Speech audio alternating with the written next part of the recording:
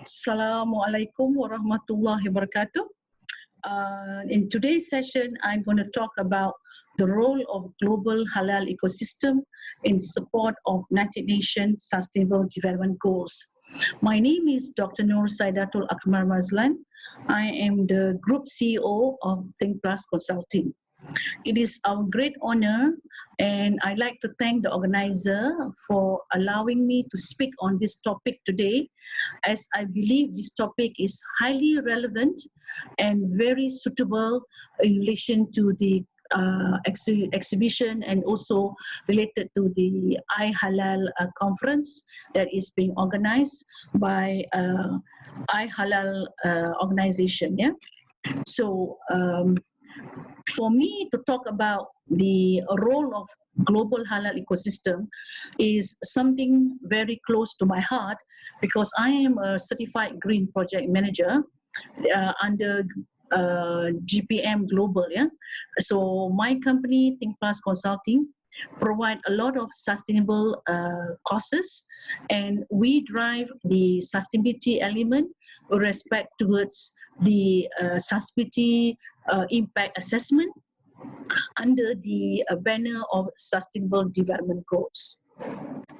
So if you can see why this topic is relevant today is because we know that SMEs, wherever they are, they like to go global.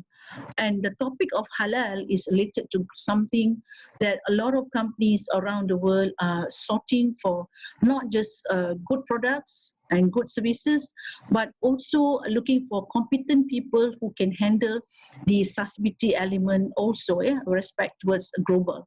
Now, there are six elements, six basic elements that I believe for anyone who wants the global that they have to take into consideration many issues. Yeah?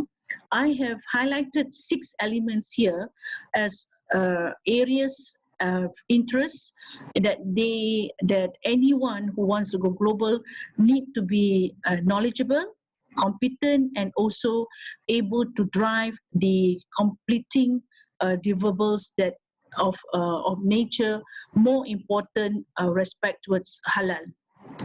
So the two-in-one concept that I'm going to integrate as a topic for today is on sustainability elements and project management skill. Now, why these two elements is very important, because like any other projects, understanding risk, the sensitivity of the risk, the opportunity of the risk, and the sustainability impact of the risk are elements that we believe are core towards the understanding of sustainability. So for those who want to go abroad and to address global issues like halal, we have to understand that the element of integration with the United Nations Sustainable Development Goals are very important element to be aligned with. Now, for those who are fully knowledgeable on the 17 SDGs, Sustainable Development Goals, they are elements that has got a lot of integration between one another, between those numbers, as number from number 1 to number 17, you can see that each and every one of these elements are not only interrelated, but it has its element of what I call interlinked, integrated, transparent, and also creating a universal impact towards transformation. That's the reason why for anyone who touches on any of these 17 SDGs, they will be able to provide a greater impact. So which one of these 17 SDGs will give you a higher frequency or higher order of impact? Let's look at what I'm going to show in the next slides. Yeah?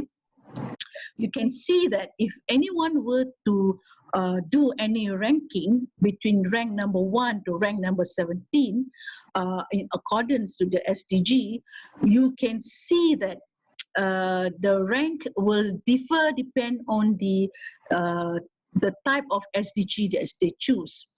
And you can see in column 1 will be the ranking, in column 2 will be the numbering of the SDGs, and column number 3 is respect towards the definition of the item as defined in the SDG.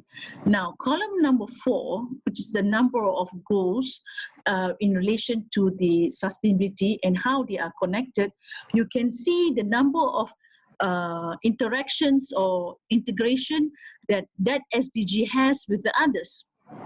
So if someone wants to look for a greater SDG or greater impact of the SDG number 12 will give a greater impact in relation to others because of their interconnectivity and in terms of its integration and in terms of its relationship with the others. Yeah. So if someone wants to see this in the form of graphic, here is what it is.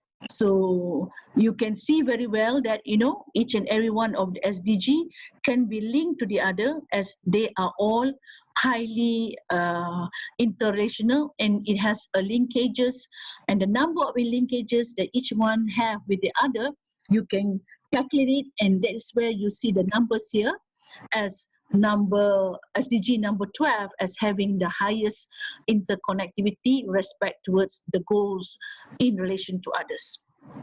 As you go downwards, you can see that as the SDG is coming, and to what extent, if you are selecting any of these SDGs as part of your project management, it is wise to use the table to ensure that, you know, your objective on creating impact for the SDG would be relevant to what your main objective is.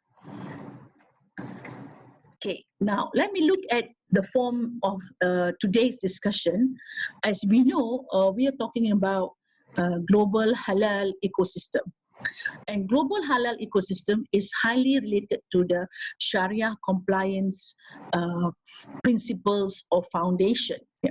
So if we want to realize it together with the SDG, so it is very important to see in terms of its networking and in terms of its integration, plus in terms of its upskilling. Yeah?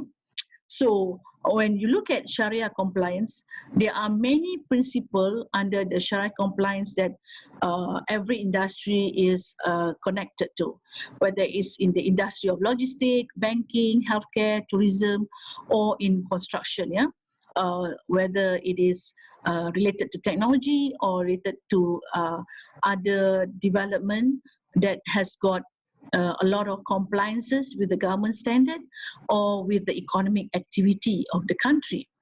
So if someone was to look at bringing halal certification into their industry, the main reason for a lot of it is because it has not only the religious values and the spirituality of it, but it's because of the strong governance that it gives towards a community and also to the society. Yeah?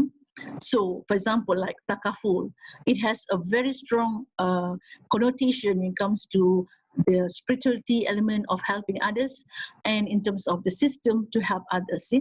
So it has a strong foundation. The same thing with halal. It has an Islamic foundation for spirituality and governance. On top of that, it helps another level of infrastructure which creates a compliance issue towards production, towards services, infrastructure, government support, and human capital. Now, whether it's called, in the aspect of human capital, we can talk about the halal executive and the halal project management. Yeah. So, if anyone were to be part of this halal ecosystem, their main task is not only to look at the product and the processes and to expect profit out of it, but its main objectives, of course, to look at the sustainability impact, the SDGs realization. As you can see earlier, we must understand what is the SDG realization that we want to look into when we want to pick the SDGs. So the alignment of the SDGs together with the halal implementation, it has a very strong link. But how do you link it in the form of the framework? So this is where you believe you can see the standards of the Sharia Halal Foundation principle can be linked to the SDG with respect towards its interconnectivity. This is one of the best graphical presentation in terms of where the halal compliance standard is with respect towards not only driving the compliance issues, standards and policies, its principles and values, its environmental protection, its local resource mobilization, its spirituality, and of course its governance. So this mapping has driven a lot of people to then understand that green and halal is highly connected. So if someone wants to look at green projects, it is therefore related to Sharia compliance principle. If someone were to look at halal, it's also in line with the Sharia compliance principle. So when both are together, respect towards compliance and SDG, you can see the interlink between the 17 SDG and the principle of the Sharia Halal Compliance Foundation. So this is a beautiful graph with respect towards our alignment. So we are not far away from what the SDG principles are as compared to the principles of Sharia compliance. True enough, when I met with Dr. Joel Carboni, the founder of GPM Global and the founder of the P5, when I look at this framework, the first feedback that I gave to him, because he came from USA and I met him in Malaysia, Kuala Lumpur, the first statement that I put forward to him is that, Dr. Joel, this framework that you gave to me is so Sharia compliance because it gives a value-driven, what I call a scope of compliance that looks after the people, the planet, and the economic activity. His reply to me was, I guess that's how I call it green project management. So the element of green that was mentioned to before the word sustainability comes in, the element of green comes in respect towards it has to be clean, it has to be compliance, it has to be value driven, it has to create impact for the people, the society, and the prosperity of the community. All this makes our understanding about green and halal and Sharia compliance as together, alignment together. It's only that the name may differ because we're looking at different prospects of the element of implementation. Yeah. So, being a certified green project manager, I look at this P5 framework as our compass of scoping the different type of projects that we want to do when we want to implement halal products, halal process, or halal projects. So this is where the skill that is lacking, I believe, in most of our SMEs or in our organization that is related to halal is because the project management skill to handle the totality of the implementation is probably not equipped or probably not competent enough. Yeah. So why I say this is because there's a lot of SMEs who has got different type of projects. Yeah, for example, in scenario one, as SDG 1, some project may just focus on product, process, profit. And this is where we call the 3P business model. Some project may look at product, process, community, and profit because they believe they are more of a social enterprise approach where they do focus on certain community that they want to address. Another project which is related towards 5P, where we have the product, process, the people, the planet, and prosperity. This project has got the P5 framework embedded into it. And as compared to the others, you can see some will just focus on environment and just some will focus on prosperity or community. So when SME goes global, look at their own project, they need to identify what scope of sustainability are they addressing that I mentioned to you earlier. They must identify which one under each sub-element of the P5 would they want to pick and choose and to drive their project into completion. As you can see, in project management, we cannot make an objective be defined after a project is complete. The objective need to be defined much earlier before the project start. The reason why I say this is like when we want to fast, we must put our niyat in place before we do our fasting. The same thing when we want to do halal project or before we want to do a sustainability project, our niyat must be embedded right in front, ahead before the project start. So if someone want to take a P5 framework, they can choose any of the elements under the people, any of the elements under the planet, and any of the elements under the prosperity, which they believe they can work a business model that can implement their product or processes. Therefore, they have got a project in place for them to calculate the business model and to deliver it in the time frame that they want. So if you can see, when we want to do the project management using the P5 standard, there is already an art on how to do it. It's just not pure management science. It has got an element of creativity, there's element of value driven, there's element of compliance, there's an element of the element of being closer to the community and respecting the environment. So all this comes with the soul in place, where we have to ensure that the objective is more towards the impact rather than towards the profit. So when someone wants to do a project management completion for, let's say, for halal certification factory, yeah. So this is one leading example. If someone has a project, they normally have got a standard operating procedure or standard operating practices which they have laid down for all the implementation of their project. Now, if they want to include sustainability impact into their standard operating procedures, they have to integrate based on the P5 framework. So if we were to introduce a program for the P5 framework to companies or to SMEs to include the sustainability, we have to have the integration, which is the integration of sustainability elements using P5, where the standard operating procedures that they normally implement or comply to will now have a sustainability measurement or sustainability impact.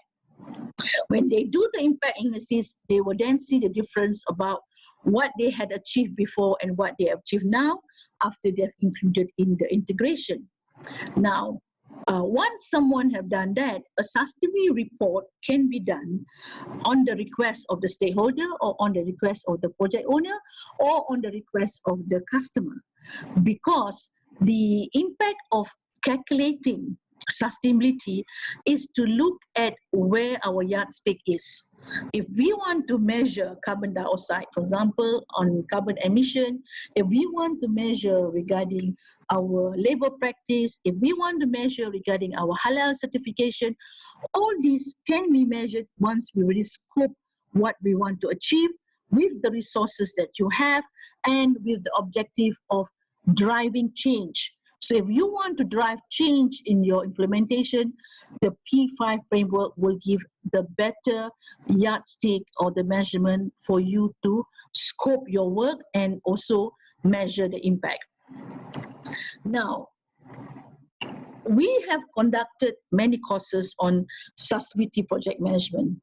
One of the courses that I have created for SME Going Global is to create a 3-month course, and this can be done online or offline for people who probably do not know what is project management and how to implement projects.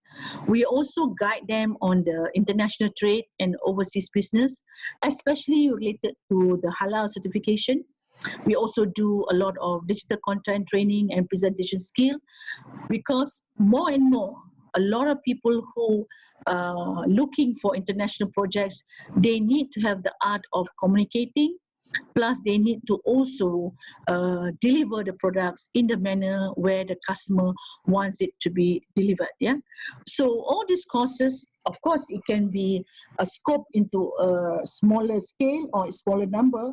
It's all subject to the country where we want to assist the project management skill for sustainability and also for impact assessment. Yeah? Now, for those who are looking for certification, our strategic partner, which is GPM Global, do provide the certification for upskilling courses, for advanced certificate courses, and also for competency courses like Certified Green Project Manager. I am a Certified Green Project Manager. I am an assessor, I'm a trainer, I'm a coach, and I'm also a mentor, not only to local universities and colleges. I also provide assistance to many NGOs that have got SMEs that are driving halal certification program, where they themselves do not know how to complete the project just by having just the halal certificate. They need to enhance themselves for further deliverables that are expected out of them coming from the customer. So there are many upskilling programs that we do to ensure that the impact of halal is not just in the process. It should be also delivered to the customer in all aspects of the importance of halal. Yeah? So we know that a lot of the time, companies are very interested in halal certification and halal logistics. And we have many trade office where a lot of these questions are being put forward. There's a lot of WhatsApp group that has been addressing these issues. But more and more, all discussion can be put into fruition if we have a very strong project management team that can handle the request, that can handle the delivery, and handle the competency. Yeah? So our main important topic that we discussed today on the international project management skill for creating global halal ecosystem is to ensure that we all have the right manpower, the right competency, and the right skill to handle the global effectiveness of halal to all other countries. We know this is a global phenomena, but it cannot be addressed with very few people or with people with limited skill. Yeah? It has to be grown in a manner that we can handle it in a bigger scale, and of course with the right scope of work and objective in achieving the results. So anyone who is a sustainable project manager, especially for halal industries or halal competency program, they will able to have this kind of leadership. They're able to become the change agent, they're able to take the leadership role, they're able to be accountable, and they're able to drive the mission of the holistic mission of creating the halal ecosystem. Yeah? So I share with you that the program that we develop is very much from the international standard under GPM Global, where I am the strategic partner. So you can view some of the courses there. Yeah? But as a certified Green Project Manager and the Strategic Alliance with GPM Global, we are more than happy to work with iHalal organization and iHalal conference to develop the skill that is needed for the people who wants to take on a bigger role for this global halal ecosystem. Yeah. So here is my contact for those people who wants to know more about how we develop and integrate sustainability impact assessment or sustainability impact project relating to halal, we are more than happy to assist.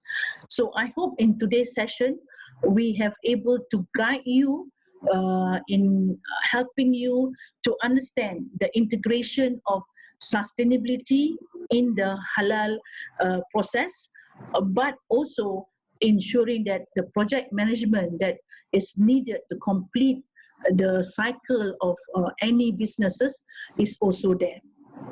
Therefore, we are not looking just to ensure the knowledge of halal certification is only in the process, but it also has to be completed in a wider scale of project management. Yeah?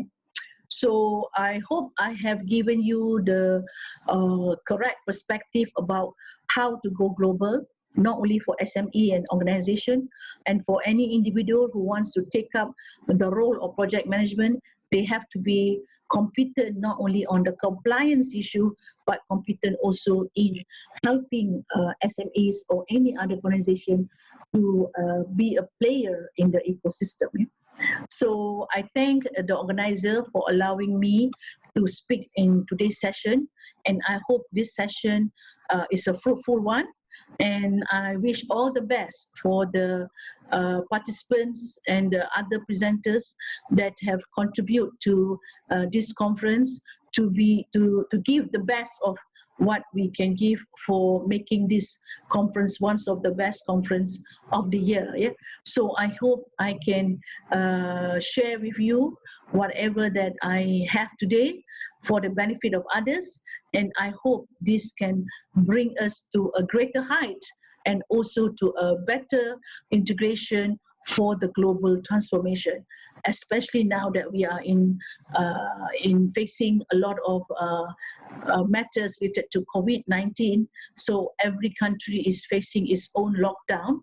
So we hope by having this conference, either by the webinar or through any other forum, we could be integrated and still could implement projects related to halal in a different platform, but united in its way because of our globalization phenomena of project management.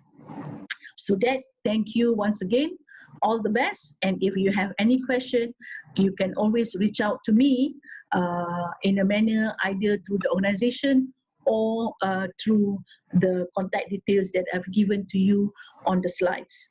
So I wish you all the best. Assalamualaikum warahmatullahi wabarakatuh. Thank you.